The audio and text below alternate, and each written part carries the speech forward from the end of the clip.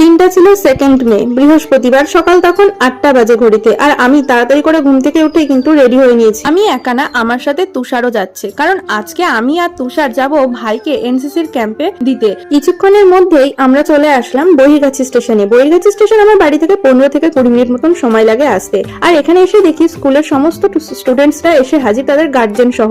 তার কিছুক্ষণ পরেই কিন্তু আমাদের ট্রেনও চলে আসলো, আর আমরা সবাই ট্রেনে উঠে পড়লাম কাঁচরাপাড়া যাওয়ার উদ্দেশ্যে। বহিরগাছি থেকে ট্রেনে উঠে দাঁড়িয়ে দাঁড়িয়ে চলে আসলাম রানাঘাট। আর রানাঘাট আসার পরেই কিন্তু আমি সিট পেয়ে গেলাম একদম জানলার ধারে। এখন তো আমি হেব্বি খুশি হয়েছিলাম। যাই হোক বন্ধুরা, এইরকম জানলার ধারে বসে বসে যেতে তোমাদের কেমন লাগে অবশ্যই কমেন্ট করে জানিও। আমার তো খুবই ভালো লাগে। চারিদিকে সবুজে সবুজ, তারপর সকালবেলার মৃদুমন্দ বাতাস। সত্যি কতই না সুন্দর আমাদের এই গ্রাম বাংলার প্রকৃতি। কিছুক্ষণের মধ্যেই আমরা পৌঁছে গেলাম কাঁচরাপাড়া স্টেশনে। স্টেশনে নেমেই ওভারব্রিজ পার হয়ে আমরা চলে আসলাম 3 নাম্বার প্ল্যাটফর্মে। আর ওখানেই কিন্তু সবাই ওয়েট করছে।